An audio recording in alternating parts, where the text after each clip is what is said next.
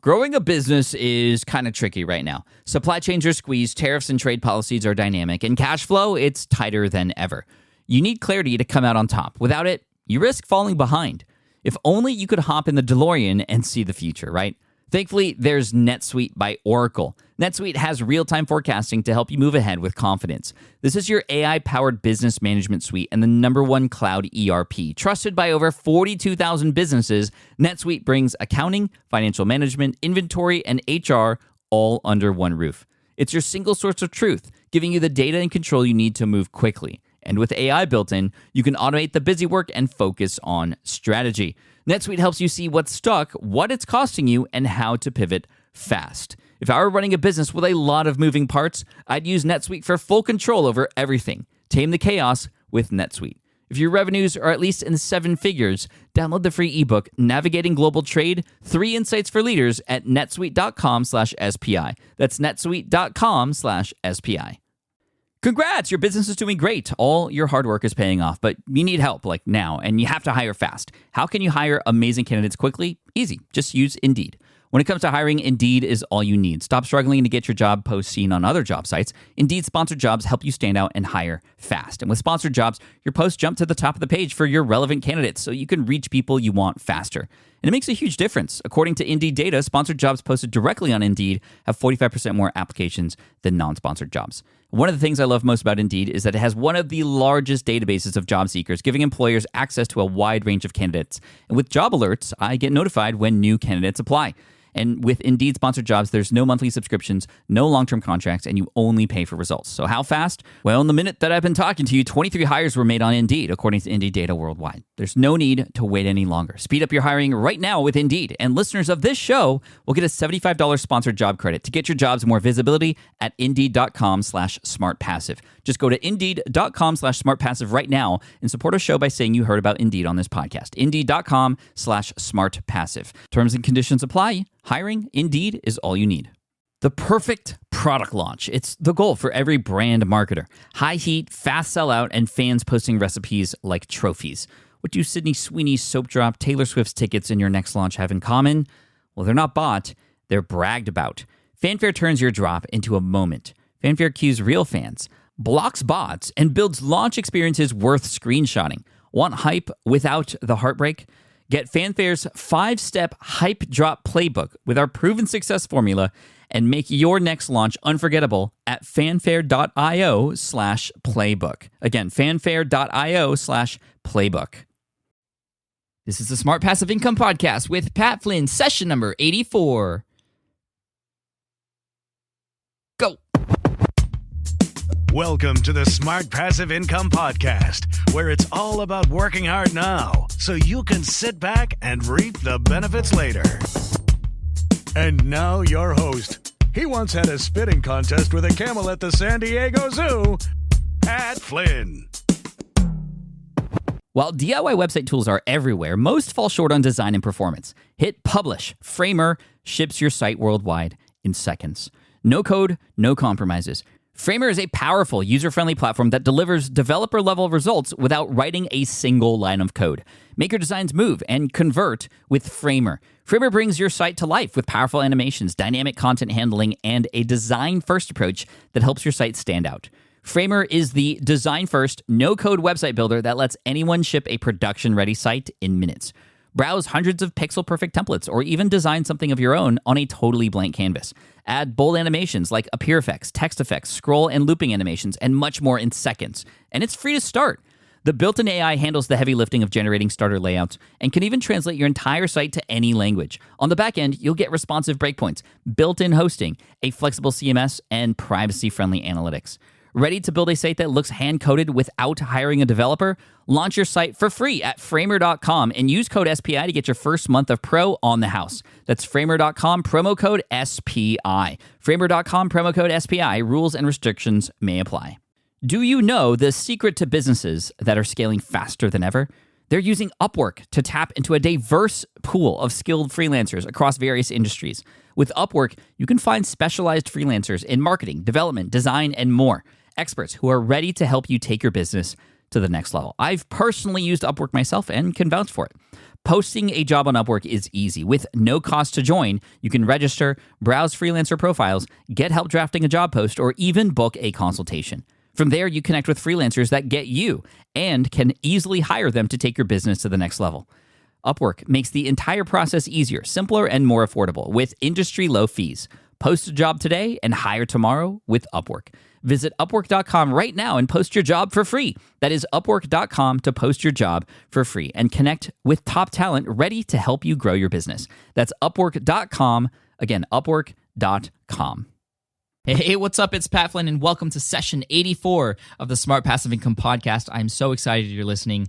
And in fact, I'm looking at the clock right now in my home office. It is 1:58 a.m. If you've listened to my show before, you know that I work late, but this is a special one because I'm actually recording this podcast early in the morning so that I can get it done before a cab picks me up in just a few hours to take me to the San Diego airport so I can fly to St. Louis to deliver the opening keynote for the Financial Blogger Conference. And I'm super stoked because this is my first keynote and I've been working really hard on this presentation. There will be a video of this presentation later on, so hopefully I'll remember to link to that video in this particular episode.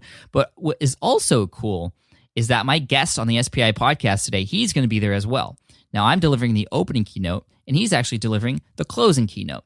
And this is none other than one of my good friends, Derek Halpern from socialtriggers.com. And I'm really excited to bring him on because he just has a very unique way of explaining things. He's very smart. He always cites case studies and research, and he just backs everything up he says with data and facts, which I love. So we're going to hear a lot of that today. We're also going to hear about how he got started online, which I know a lot of you who know Derek don't really know the details about how he got started, and it's actually really interesting.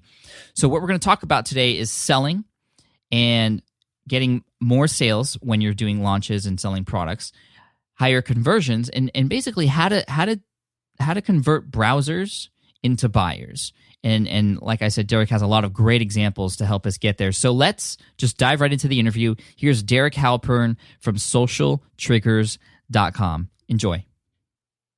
Derek, dude, what's up, man? Welcome to the SPI podcast, bro. Hey, thanks for having me. I'm pumped to be here. Dude, we have an interesting relationship because, a lot of people don't know this, but we are really good friends. And when people hear that, they're like, well, when I tell people that you're a good friend of mine, they're like, really? Because we have such different styles when it comes to, presenting ourselves online and who we are. And we talk about this all the time, but for some reason, we just go together like, I don't know, peas and carrots or something. But I always love talking to you whenever we meet in person at a conference. It's just, we have such a good time. So I don't even know what it is, but I'm just really happy to call you my friend. So thank you for coming on the show. Dude, I really appreciate that. I think it's partly because even though we have different styles, night and day styles, if you will, where you're a lot more of a nice guy and maybe I'm just a tad on the bad side, I think the bottom line is that we're both authentic to who we are, right? Yeah, exactly. So I think that's the secret. Awesome. Well said. Now, I do want to start with your story. We're going to get into some selling techniques and conversion techniques and things that are going to help us convert browsers into buyers, which some really interesting stuff, actually. But before that, I think a lot of people out there don't even know how you got started, Derek. I know a lot of people know you sort of came about in the last couple of years by putting yourself onto these big blogs and these big websites doing conversion strategies for these big name bloggers like Chris Brogan and myself and Corbett Barr. That's how you got your name in this sort of IM space and become the center of the psychology area in internet marketing and online business. But before that, what were you doing? How did you get into online business in the first place? It's so funny that you asked that question. Now, I want to answer it in just a second, but first I want to let everyone know that you mentioned we're going to be talking about some conversion strategies later in the podcast. And I want them to know that there are three things I'm going to cover later. I want to talk about why people selling scared is the main reason why people fail to convert their browsers into buyers. And I want to talk about why I don't sell often, but when I do sell, I sell hard. And also, I'm going to reveal something to the Smart Passive Income listeners that I've never talked about before. It's called the bonus sandwich. Sounds yummy. Yes. Sorry. So I'm really pumped to talk about that. But let's talk about, I guess, my history, right? I was in college, and like most college kids, I was procrastinating on doing my college homework. So I was reading a website written by this super arrogant guy where all he talked about was all the dumb things he did in college. He was hilarious. One day I accidentally clicked advertise on his website, and I saw he was getting $500 a week for ads. That's how much he was asking for ads on his site. There were 5 ads there.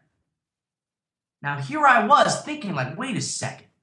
This dude is making that much money, and all he's doing is writing about the dumb things he did in college. I do dumb things every day. I can make money doing this. So what did I do? I started my first blog, 2005. And in this blog, I talked about the dumb things I did in college. And nobody read it because I wasn't that funny. I wasn't that good of a writer. I failed. I wasted like 2 months trying to build this site, and nothing happened. So I went back to the source, my inspiration. I went back to that site. I was trying to figure out, why was I failing while this guy was succeeding? And I accidentally clicked on a link to a celebrity gossip blog. The name of this blog is irrelevant, but I clicked on this link, and at this point, I was an expert. I went right to the advertised page. And I saw this dude was getting like $1,000 a week for ads. And there was 1 million of those ads there. It's like, wait a second. I can make more money and I don't even have to make fun of myself. I can make fun of other people. And thus my celebrity gossip site was born in March. It was like March 2006, I think. Yeah, you always talk about that. And, you know, like, how did that work out? How did that go for you? It went really well. Because at that point, I kind of been around the block a little bit. I kind of understood how to promote my blog. I learned a lot about blog promotion. The problem was when I was promoting my site about doing dumb things, I wasn't that funny. However, when I was promoting the celebrity stuff, celebrities did dumb things all the time, so I didn't even have to try that hard. So I remember I launched in March 2006. By February 2007, I attracted more than 2 million visitors in a month. And that was the first time, if my memory serves me right, it was February 2007, and I did more than $20,000 in revenue that month. So within 12 months, I was already making more than $20,000 a month. Oh, wait, hold up. Like, how did you, I mean, was it just simply the fact that you were talking about these celebrities and this was just something that was wide open at that time? Or what was special about your site compared to all the other celebrity gossip sites? So that's a great question. And there's something that, even though when I was a green pea when it came to building websites, there was one thing that I knew was vitally important, and it was all about positioning. What's positioning? Well, back then, I analyzed all the top celebrity gossip sites, and I noticed there was the straight guys who talked about half-naked women. There were the gay guys that were super snarky. There were the moms that talked about celebrity babies. There were the fashion blogs that talked about celebrity fashion. But there was no one that would take the vein of like that straight guy snarkster who made fun of celebrities. So that was kind of my brand. I was known to being this straight dude that was just kind of snarky on celebrities. Kind of like a straight Paris Hilton. Okay. That's interesting. And you were okay with that. I mean, that's like, you know, you're making fun of other people, and I mean, we talked about this already. That's not who I am. I mean, I'm not saying that's who you are, but you just saw this opportunity and took it. So I actually didn't care about celebrities. I was just doing it because I was in college and I was trying to figure out how to make money on the internet. Right. And I did. I killed it. 2007, I made a ton of money. I attracted like 30 million visitors to my website in 2007. I even had a publicly traded company approach me to buy out my site. That's how much traffic I was getting. What? Yeah, so crazy. And I guess I could talk about that story another day, but in 2007, I learned a really hard lesson where I probably lost out on about $1 million at 22 years old because I made a stupid mistake when building my site. And long story short, the stupid mistake was the fact that I was getting all this traffic to my site, and I was doing everything in my power to convert that traffic into ad clicks, because at that point I relied on advertising. More clicks meant more money. So I overloaded my site with ads, and I generated all this traffic, and I kept none of it because I was sending them to ads all the time. Right. You're sending them away. Funny is, when I was getting that buyout from that publicly traded company, they offered me somewhere around 6 figures for the blog. But if I had, if I wasn't focusing on ad clicks, but instead built an email list, I probably would have gotten over 7 figures for my blog. I see. And that was the mistake. And I'm guessing that's why you got so into conversions and email lists after that. And sort of now you're known as that, because that was a huge mistake for you before. You only need to lose out on $1 million once to never do that again, right? So that's what happened. I became Mr. Email after that. Even though I didn't become Mr. Email right away. At the end of 2007, I was still doing the gossip stuff. I was doing really well. I kind of rebounded from all this garbage. And I was just depressed working on what I was working on, because I had a gossip side, a fashion side, a makeup side, all these stupid sites I didn't care about. I was just doing it for the money. And I decided to quit web stuff, and I got a corporate gig. But, that's kind of boring. How long did you have the corporate gig? I call it my lost years. Your lost Eric Halpern, Lost in Paradise. And I did it for like 2 years before I finally got the heck out of there, because even though I learned a lot while working in the corporation, my personality and ambition wasn't suited for the slow-paced, conservative Fortune 100 company environment. Mm-hmm. So that's kind of how that happened. And then is that when you started Social Triggers? And then, yes. So after I quit, I kind of had a little bit of a hiatus before I finally launched Social Triggers in March of 2011. And the reason why I launched all started with one single lunch. I had lunch with my friend Terry, and I was complaining to him about how there were all these big marketing blogs. They were getting tons of traffic, getting book deals, getting all this credibility and notoriety. And I'm sitting there thinking, like, I know more than these guys. And these guys aren't even giving good information. I could do this better. And Terry just looked at me. He goes, well, prove it. And Social Triggers was born. I'm not one to cave to a challenge. I like challenges. So what was the difference before you went to corporate versus after? Because, I mean, a lot of people are still doing well in the celebrity niche. Yep. Why did you want to stay away from that this time? I stayed away from it because I didn't care about it, right? What I noticed while in corporate America, I developed a reading habit. Everything I read about was psychology or persuasion or marketing or business. That's what I love. That's what fired me up. And I had a proven track record of building profitable businesses. So I realized that I had a skill set that people wanted to learn, and I felt compelled to share it.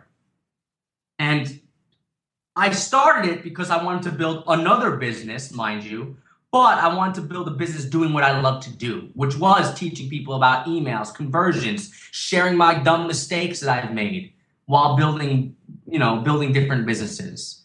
So people can learn from my mistakes so they don't have to make them. Mm-hmm. And that's kind of the initial inspiration for the Social Triggers. And then your positioning, going back to what you said earlier, yes, is the psychology angle, which I feel is really smart. I mean, before you came along, I didn't know anybody who was talking about that, probably because there was nobody qualified to talk about that until you came along. Yeah. So, well, it's not even that. It's that there was probably people who were qualified to talk about it, but no one was doing it because that's not what they were focused on. And as I said back in the gossip, I knew about the power of positioning. Most people skip positioning, and it's so dumb when they do that, because positioning before you launch is the most important thing you can do. And I knew that if I wanted to have a blog that people remembered, I wanted them to go to my blog and know right off the bat, Derek, psychology, marketing. No one else is talking about this. He's the place I have to go to get this information. Right, and it's very apparent in all of your content. Your Social Triggers Insider podcast, which I highly recommend everyone subscribe to. It's excellent. Some amazing guests that I haven't seen on any other podcast. You listen to these other podcasts and they're great, but you're listening to the same person over different podcasts. Like, I know a lot of people have listened to me over 50 different podcasts. They're probably sick of my voice by now. But everybody you've interviewed, They're they're from business schools and like incredibly renowned authors that I haven't seen anywhere else but on your show. So for that reason, I highly recommend your show. You also have a great set of videos, and you've been really hot on the videos lately. All of them are done really well, high quality, all psychology based. I mean, in any content that Derek produces, you can tell that that's your positioning, and you do that really well, Derek. And I've learned I've learned a ton from you. So I just have to thank you for helping me out as well. Just congrats on all your success, dude. Dude, thank you. I appreciate that. And I mean, it's tough to focus on that, but that little difference is why, in the last 2.5 years, Social Triggers went from scratch to more than 125,000 subscribers. Right. Because people know that when they get my podcast, as an example, they're going to get a podcast from someone like Francesca Gino, who's a Harvard Business School professor, where she focuses on like decision making and how people get sidetracked on their decisions. Or you'll find someone like the Heath brother, Dan Heath, who is a New York Times bestselling author. Or you'll get someone like Mike Del Ponte, who launched the Soma water filter. Like, you basically go there and hear guests that I'm trying to show guests that aren't everywhere else, because I believe that's most respectful to my listeners. Yeah, that's awesome. And that's like, it's funny because I also have a lot of guests on my show who nobody's ever heard of before, but they're on the sort of opposite end of the spectrum. They're not world renowned, or they're not these high name authors. They're people you would have. I mean, they're people who have these businesses, but nobody's ever heard of them before, who are sharing their own life experiences. So I think both you and I together, we sort of rounded out quite nicely. Yeah, no, I think you do it great. I mean, if you're not going to go for the world-renowned people, you could feature people just like your listener, because it's very inspirational. Right. I mean, those are some of the most popular shows, actually. Yep, I bet. But today we have a big name, Derek Halpern, of course, from socialtriggers.com. And let's get into talking about selling now. Now, you mentioned earlier you had 3 things you wanted to cover, and we can discuss these together. But the first one I'm really interested in, because I've sort of went through something that has to do with this fairly recently when I released Breakthrough Blogging. It is why selling scared is the main reason why people fail to convert browsers to buyers. I mean, that's such a strong headline in itself, but talk about that for us a little bit. Well, when most people start selling, they shoot themselves in the foot before they even get started. They think their subscribers are going to revolt because they're finally selling something to them. They think no one's going to buy what they're selling. And then they start to use these horrible qualifiers that kill their conversions. They're literally punching themselves in the face. Like how? How are they doing that? Well, I want to talk about that specifically in just 1 second. But first, I want to share a funny little story, because this reminds me of a story back when I was 18 years old in college and I was trying to flirt with women. In my head, like most men, I didn't have much confidence as an 18-year-old trying to flirt with girls. So I made up all sorts of excuses that explained why I was bad with women. It wasn't me. It's because I'm short. And you know what? I believed it too. I thought I was bad with flirting because I was short. You see, my friends at that time were like 6 feet or taller, and I wasn't. So I assumed that I was bad because of my height. And then one day I even proved it to myself. I walked up to a girl at a party, and I was like, hey, I'm Derek. What's your name? She said, you're too short, and walked away. Dude, that actually happened. That's not cool. I then used that one example as proof of why I didn't know how to flirt with girls when I was 18 years old. What's funny is that really only happened once, probably out of hundreds of interactions. It was clearly not the problem, but I used that one example as proof, and I used it to hold myself back. Now, what does that have to do with selling? Well, if you expect people to hate you for selling, guess what? They're going to hate you. And even if you don't get that many haters, you'll probably have at least one hater. And you'll focus on that one hater like I did that one girl. And if you focus on that, you'll then start selling scared, at which point no one's going to buy what you sell, because if you're scared to sell what you're selling, imagine how scared the buyer would be buying it. Right. Well said. And so you have to be confident. Now, what is an example of selling scared? Have you ever stumbled on a sales pitch, Pat, where someone says something like, you should buy this because I kind of think it's going to help you in your situation? It's sort of kind of it's not a very solid pitch, and it has a very, I mean, it's not very confident at all when you say it like that. Yeah, but I mean, I see people who sell like that. As another example, one of my friends, every time he sends out an email to his list where he's selling something, he uses the subject line, "Selly sell." Oh my God.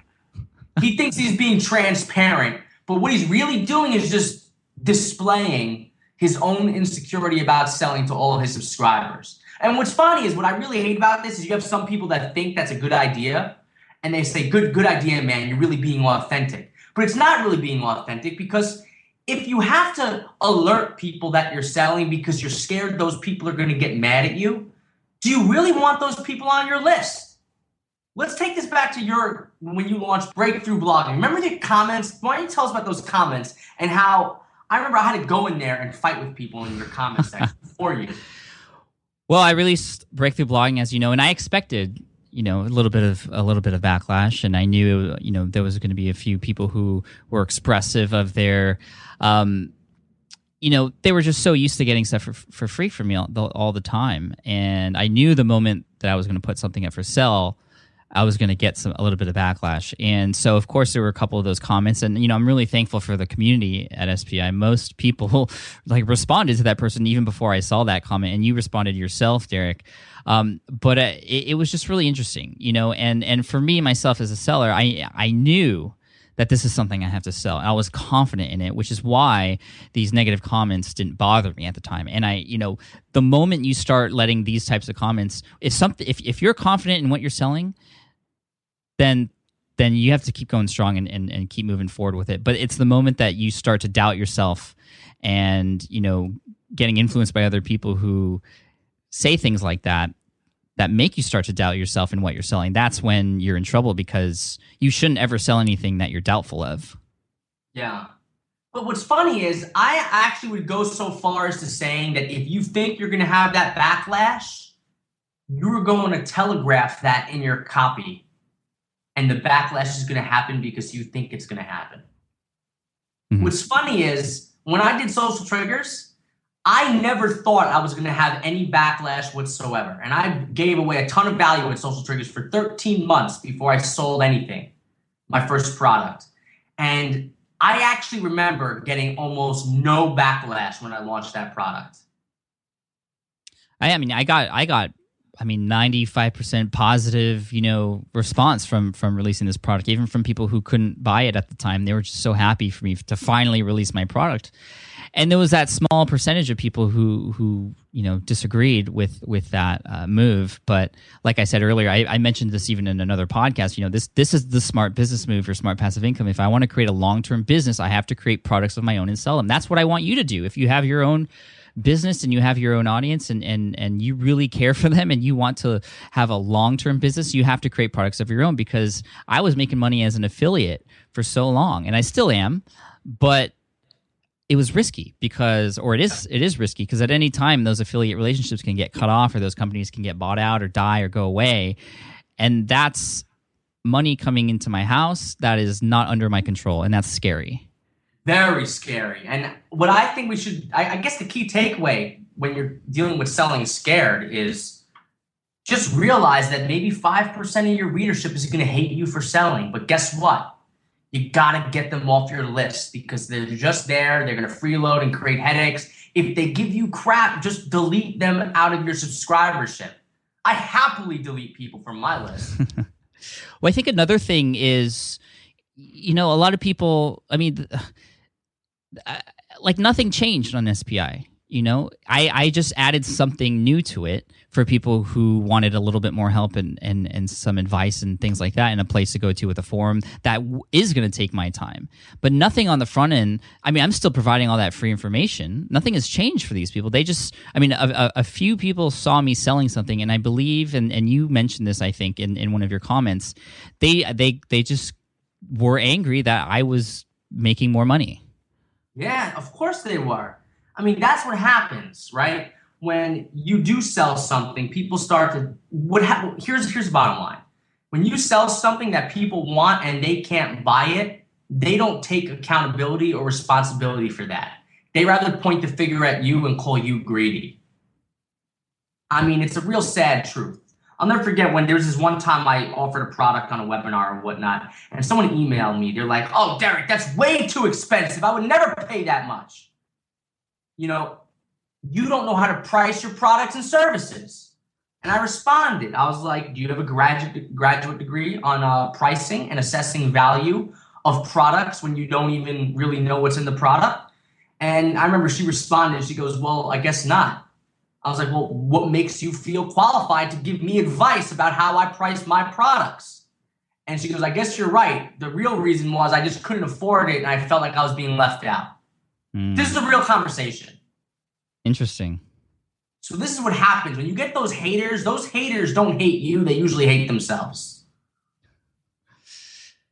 Yeah, I mean, selling is interesting, especially if you've been building an audience and delivering content, high value content for free, you know, giving away things. The moment you start selling something, things start to change. But you have to realize that, you know, and if you do it confidently and you know you're doing it for the right reasons, you know, that change is good. I mean, I've talked to people about this before. Breakthrough blogging, I knew that it was going to be different, but it's a good different. I have to do this for my business to move forward and to be secure, and so I can continue to provide free content down the road and in the long run for people. Yep, absolutely. Actually, this kind of leads us to the next thing I wanted to talk about, which was why I don't sell often, but when I do, I sell hard. You know, like you said, the front end of a website, when you start selling, rarely changes. With me, when I started to do it, it didn't change for me. What I did was, I don't sell things every day of the week. There are some people out there who think you should be pitching every day. I think that's rude. I believe you shouldn't sell often. Maybe sell once a month or once every 2 months. But when you do sell hard. Mm-hmm. Now, I guess let me just give you an example. When I first launched my product, I did not sell hard. And what happened was, I actually remember I did one webinar and then I did a replay of that webinar and then I closed down my product. So two point of sales. Yeah, 2 point of sales. That's it. And it did well. I mean, I sold a lot. I made a ton of money off my first product. And I almost used that as evidence that what I was doing was working, so don't change it. But deep down, I knew I could do better. So I went from doing just a webinar to announce the product, and I kept iterating on my product launch to hone it, to craft it, to make sure I was increasing conversions. I started with just a webinar, and when I most recently launched my product, not only did I had so much more than a webinar, I had pre-sale blog posts, pre-sale videos, a webinar, a 30-page sales letter, more email follow-up. All in all, when I first launched, I sent 2 emails to my list, and later on, I ended up sending about 7 emails to my list. Wow, all in like a 12-day span about the same product launch. Now, I know some of the listeners out there are like, wow, 7 emails in 12 days, that's kind of overkill. But it's not overkill. A lot of people would say that's overkill, but here's the deal. When you're trying to launch a product, it's not just about, hey, buy my product. It's about giving people enough information so they can make the right decision. So I wasn't sending them the same email 7 times. One email was about one concept. Another email was about a different concept. Another email was about, all right, guys, enrollment is now open. Then another email did some more follow-up. Then another email was about case studies. And another email was about a webinar. There was always different stuff to try and promote this product. Instead of relying on just one announcement, I built up the desire and made people want to buy.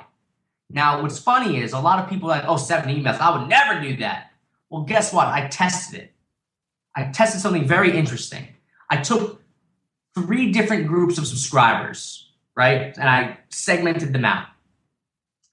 One group got 3 emails. Another group got 5 emails. Another group got 7 emails. All within the 12-day span?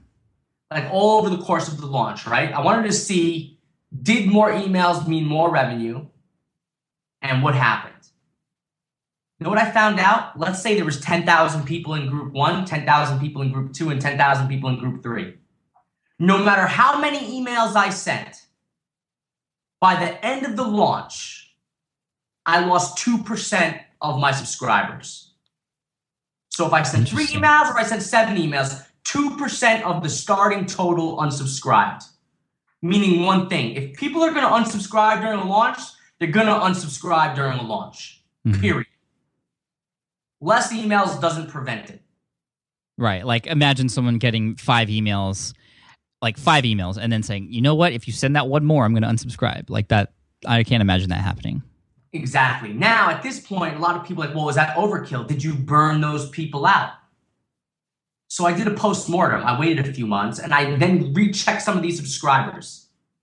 And I found out something.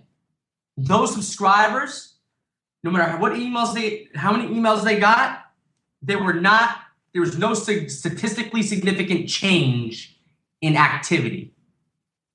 But you know what did change between 3 and 7 emails? Sales.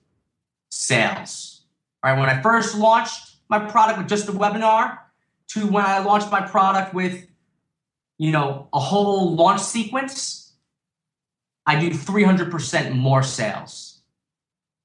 Now, is that just a matter of just send them more stuff? Or is there a very specific sort of way of doing that? Like, can you outline that? I mean, just really quick. I know we could do a whole podcast episode about a launch sequence, but I mean, can you give us a gist of, okay, what happens first? Maybe what happens next? Yeah. So if you really want to break this down, it's something that I could go into detail for like weeks. I know we could. Yeah. It's not like I can't just boil it down into a formula for you. But what I can do is this.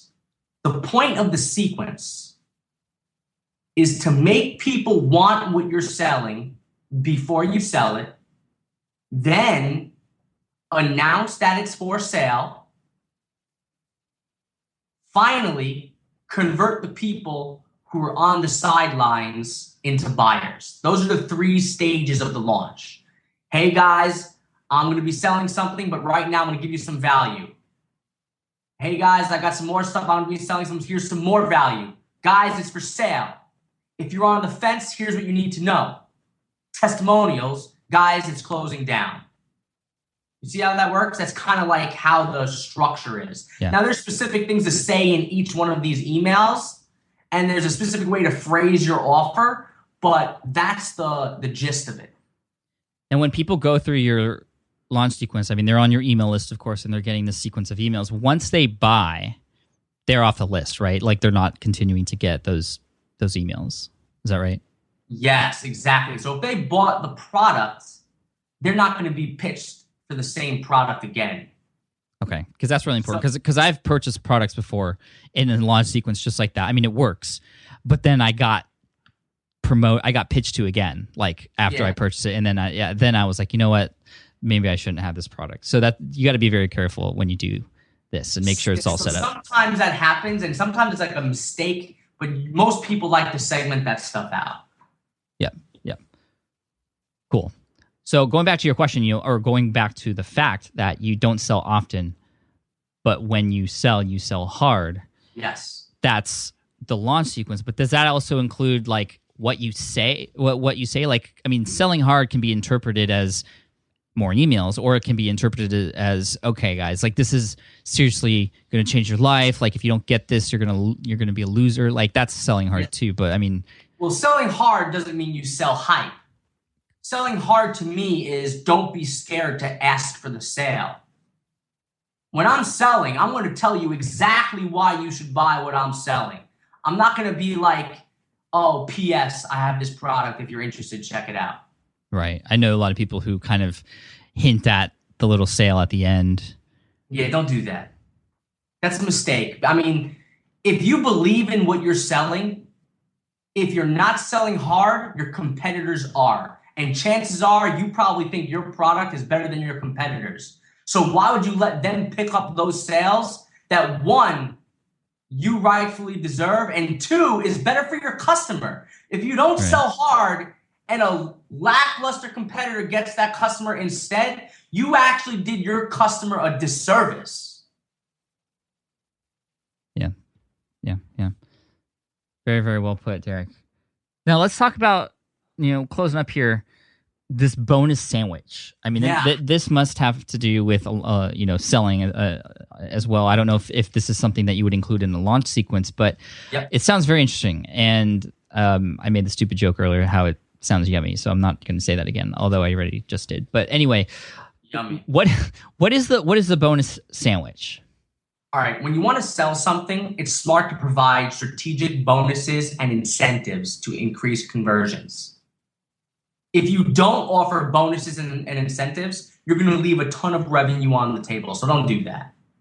The question is, what types of bonuses or incentives should you offer to generate maximum number of conversions? Well, before we talk about the bonus sandwich, one example of an incentive, and you see people do this all the time, they give a discount, like a time-limited discount. Have you ever seen people do that? Yeah, it happens all the time. Well, guess what? Those are stupid incentives.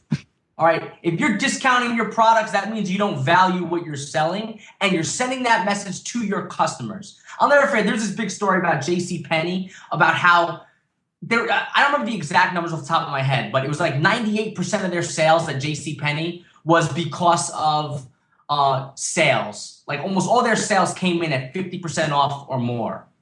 And then one day the CEO got a bright idea, like, all right, I'm sick of these sales. Let's just do everyday low prices like Walmart.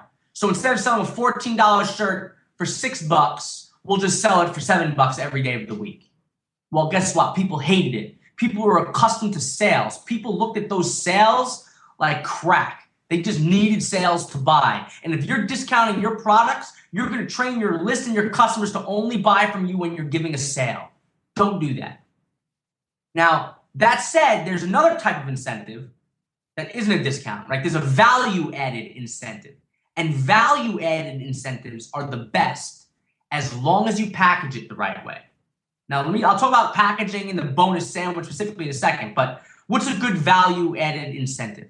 Well, you want to give away something related to what you're selling. If it's not related to what you're selling, it's not going to help increase your sales. I've seen people give away a Kindle when they buy this course. I couldn't help but scratch my head because a Kindle's nice, but what does that have to do with what you're selling? Nothing.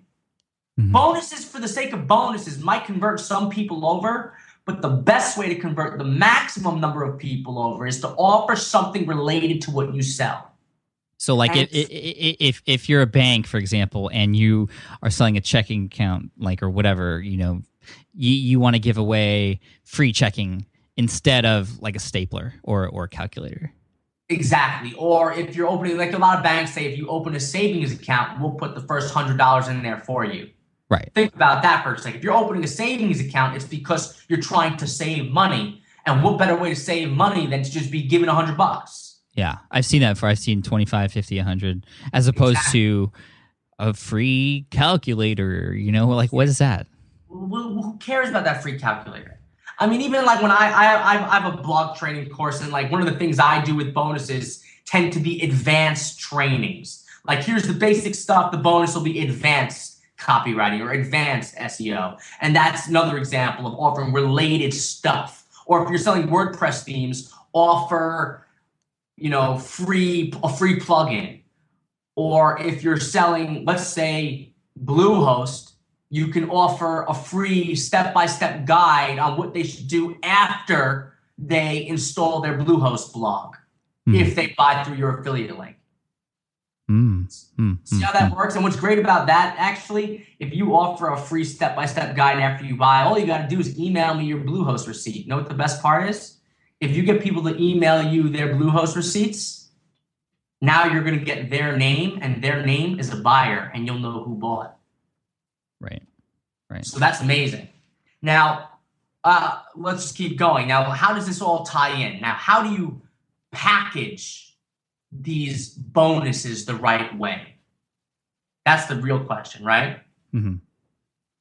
When you sell your product, you're supposed to give your bonuses away for free. I'll repeat that. When you're giving bonuses, you sell the product, you give the bonuses away for free. You do not sell the product and bonuses as a packaged price. I'll explain. Back in the 1980s, Jerry Berger ran an interesting research experiment. He was running a psychology club bake sale or whatever, right? And if people stopped by the table and asked about the bake sale and asked about what was going on, right? This is when they were experimented on. One group of people were told that they could buy a cupcake and 2 cookies for 75 cents. The other group of people were told they could buy a cupcake for 75 cents and get 2 cookies free. Same thing. Cupcake and 2 cookies for 75 cents. One was sold a package for 75 cents. The other was sold a cupcake and they would get 2 free cookies. What do you think converted better based on what I just said? The second one. The second one. How much better do you think it converted? Oh, I don't know. Over 50%, I would say. So here's what happens. The first offer, the offer where you were getting 1 cupcake and 2 cookies for 75 cents, 40% of the people bought. 40%. Now check this. That means 4 out of 10. The second group, where they were told they can buy a cupcake for 75 cents and get 2 cookies free, 73%, or 7 out of 10. 4 out of 10, 7 out of 10. Yeah. Insane. So that's what, 75% increase? All because they sold the product and gave the bonus away free. Right, the packaging. That exactly it. Now, I know it sounds kind of cheesy, but it works really well. I used the same strategy when I sold the product earlier this year as an affiliate. I made the top affiliates for Marie Forleo's B School launch. Mm-hmm. And it was all because I added strategic bonuses that I gave away for free. Bonuses related to the sale. Actually, I don't know if you want, but you can link that up in the show notes and I'll make the page live. I mean, nothing's for sale anymore because the launch closed, but you can kind of see how I structured that offer. Okay. That's interesting. Yeah. No, that is. And I do that sometimes with a lot of the products that I sell as an affiliate too. I'll add my own guide to it, or like for Opted Skin, I actually had a developer create additional skins for that plugin as a secondary plugin. Like it related, and the way it was packaged was if you bought through my affiliate link, you would get that for free. Isn't that great? And it does wonders for converting these people into buyers. Most people just try to sell as an affiliate and don't give anything away.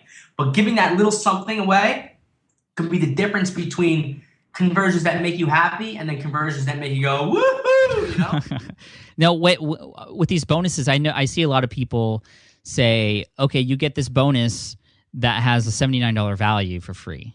And they always put a value to these bonuses. And my question is, like, sometimes, yes, they do have a value because you can actually see that they're being sold for that much. But also, a lot of times people will create bonuses and make up a number to go with them. And to me, they're just not believable. Yeah. I don't know how you feel. Some people that lie about the prices, and customers are savvy to that. Right. That said, you should assign a value to your bonuses. Like when I did the Marie Forleo thing, I gave away a free 1-day event in New York City. Wow. And I mean, I labeled that bonus as $1,000 value for that 1-day event. If you really think about it, that's really sense. What it's worth. If I were to sell an event like that, I probably would have sold for $2,000 actually. But I labeled the value on it and I gave it away for free as a bonus. Right. I mean, well, that makes sense. But I mean, people who create these ebooks. Yeah, don't make stuff up because it's not believable and it's going to actually ruin your credibility, and you don't want to do that. Okay. That's what I was trying to get. Now, I guess the next step is we're talking about bonuses, but what's this bonus sandwich, right? Well, what is it? I want you to look at it like this. Your product or service that you're selling, that's the meat of your sales pitch. Now, the problem with selling the meat is that the meat is lacking the bread. The bread that goes on top of the meat and the bread that goes on the bottom of the meat. I'll explain. I believe good bonuses are vertically integrated into whatever it is you're selling. Vertical integration is when you give away a bonus that's vertically below what you're selling and or vertically above what you're selling. Bread on bottom, bread on top, meat, bonus sandwich.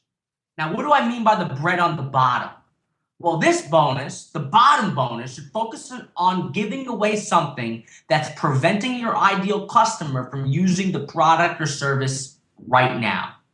As an example, if you're like selling WordPress themes, one of the things that might prevent someone from buying a WordPress theme is the fact that they don't even have a WordPress website, right? Mm-hmm. So an example of the bread bottom would be if you buy this WordPress theme, you will get a free WordPress setup with the purchase of this WordPress theme.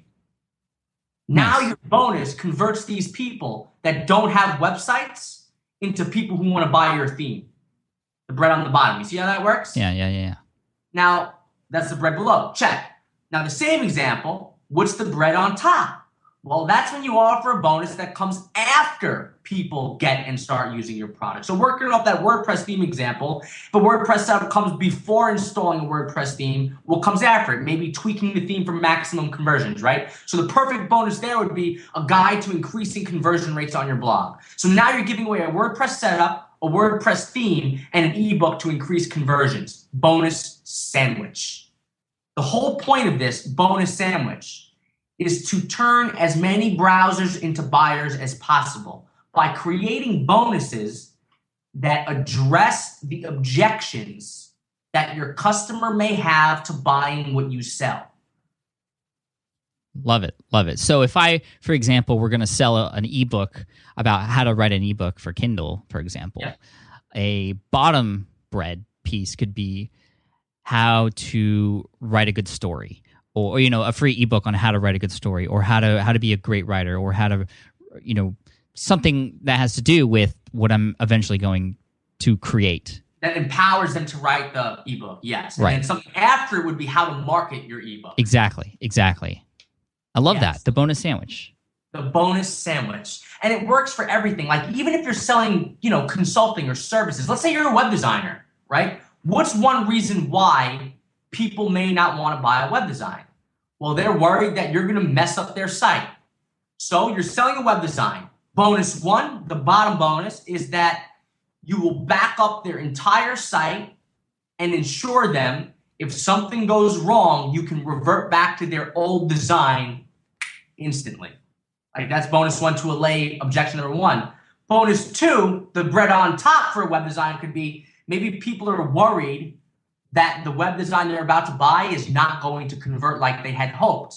At which point, bonus two would be you get 3 hours of advice or consulting or web design time for me to tweak the design for better conversions.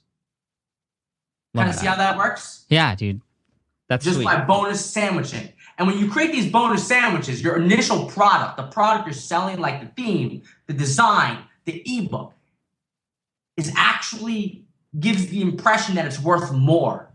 So when you bonus sandwich the right way, you can sell your products for more money.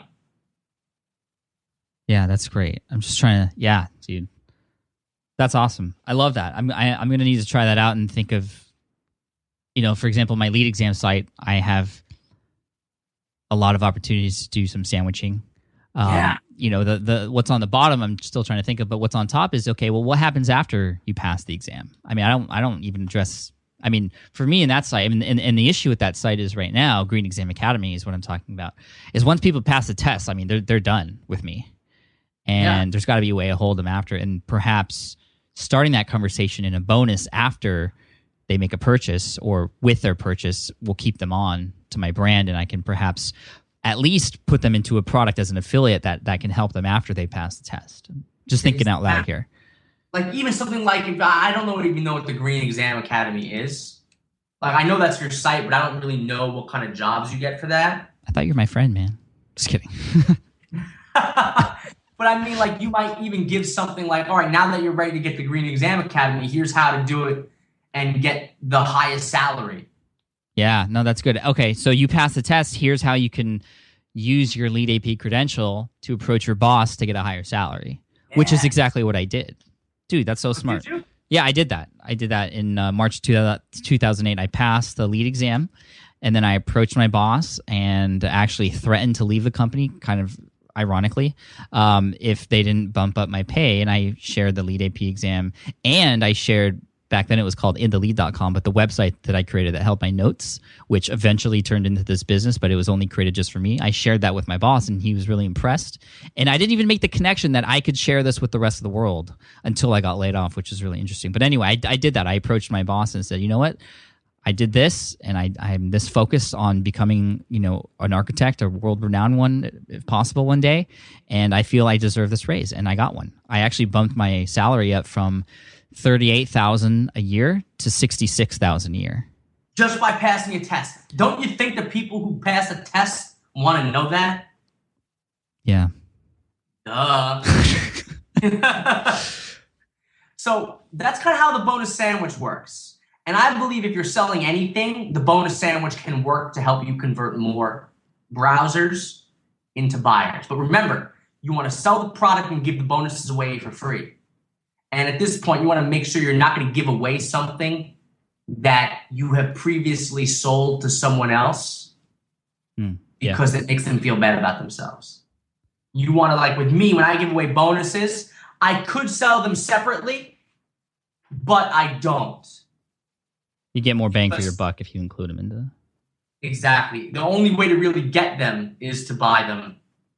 Gotcha. As a package. Even though they're getting this product and they're getting those two free, they could buy them individually if they ask, but I try to not downplay that because I never want people to be in the position where they bought this product, but now they're getting it for free. Mm-hmm. At which point, if that is the case, the smart way to do it is like, oh, if you bought this product within 6 months, you can use what you paid as a credit towards this other product or something like that. I see. As a way to get people, you could do something like that so you don't get any ill will between people who might have paid for a bonus. Mm-hmm. But, you don't have to offer it forever, but you might give them a time limit on it. Gotcha.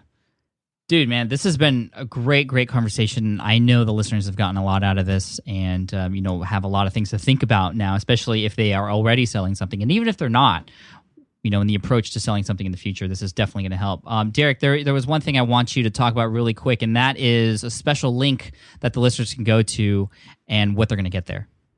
Oh, dude, I'm so happy you brought that up. I actually forgot about it for a second. You're welcome. But I've got a free ebook specifically for the social, that's for the listeners of the Smart Passive Income podcast.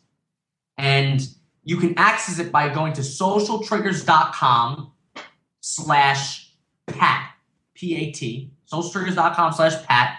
And you're going to get this free material that I call your first 5,000 subscribers. Here's exactly how to get them.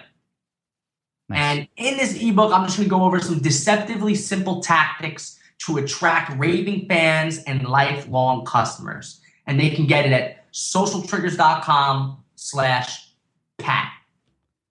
Awesome, bro. Dude, thank you just for your time and sharing everything. Can't wait to have you back on. I'd love to have you back on again in the future, Derek.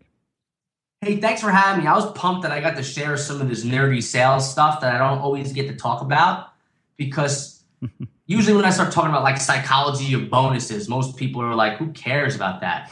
But I'm happy that I had an avenue to talk about this. Well, you're in front of the right audience, that's for sure, and you're always welcome back, dude. So I'll see you in a few days at St. Louis for FinCon. That's what's up. All right, man. Yeah, I'm doing the opening keynote. Derek's doing the closing one, and hopefully we'll create a nice bonus sandwich for everyone at FinCon.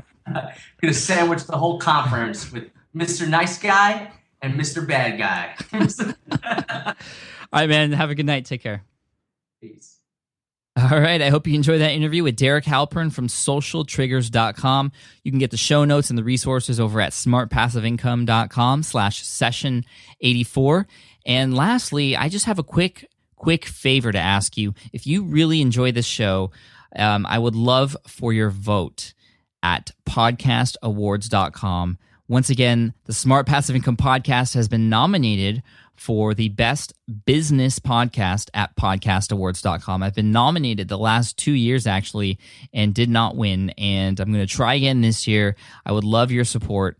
Voting starts today, October 16th, 2013, and goes to the end of the month. And you can actually vote once per day if you'd like. And, I only want you to vote if you feel the show deserves to win. And, I don't do this very often, but when I do, I do it hard, or I'm going to take Derek's advice and try to go hard. Now, I'm not. That doesn't mean I'm going to spam you every single day with a to try and ask you to vote. But last year, I didn't even make an announcement like this to go vote. So if you are listening to the podcast or have listened to it, I mean, you've gotten this far into the podcast, you must enjoy it a little bit. Please help me out and go to podcastawards.com, select the Smart Passive Income Podcast under the business section. Your vote would go a long way. And if you wanted to vote every day, I would love you so much for it. Thank you. And again, it's every day until the end of October. Gosh, I love you guys. Thank you so much. Take care. Have an amazing day. Thanks for listening to the Smart Passive Income Podcast at www.smartpassiveincome.com.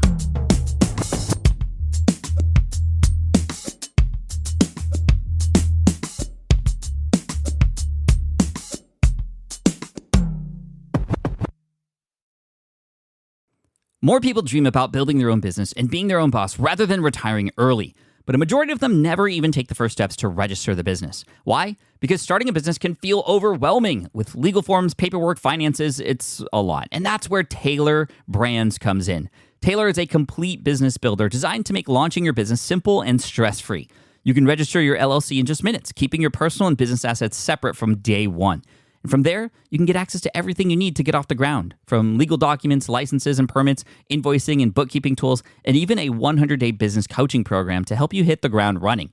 You'll also get a free personalized business plan, branding tools, and so much more. And of course, our listeners get an exclusive 35% discount to get started. Just head to taylorbrands.com/SPI. That's TAILORBRANDS.com/SPI. Stop dreaming, start building with Taylor Brands. Hey there, quick pause here because I have to tell you about a tool that completely transforms the podcasting workflow, Riverside. I get it. I used to juggle multiple platforms just to record one podcast episode. It was exhausting. Zoom for recording, Audacity for editing, and then a bunch of different apps just to create clips and social posts. I've tried other ones as well. They were okay, but they were clunky and super time-consuming. That's where Riverside has massively helped. I can do it all in one place, recording, editing, repurposing, one platform, one streamlined flow. I just log in, record with my guests no matter where they are in the world, and just like that, studio-quality audio and high-resolution video all in one. And get this, even if your Wi-Fi glitches, Riverside records locally on your device so everything sounds and looks crystal clear. But here's my favorite feature, Riverside's AI editing tool. You can remove silences and filler words with just one click, hours saved. With Magic Clips, Riverside also automatically finds the best moments and turns them into ready-to-post videos for YouTube Shorts, TikTok, Instagram, all without the extra editing. So if you're looking to level up your production quality and simplify your workflow, go to smartpassiveincome.com/Riverside and use code SMART to get 1 month free on the Pro plan. That's smartpassiveincome.com/Riverside, promo code SMART. It's built by creators for creators, and I think you're going to love it.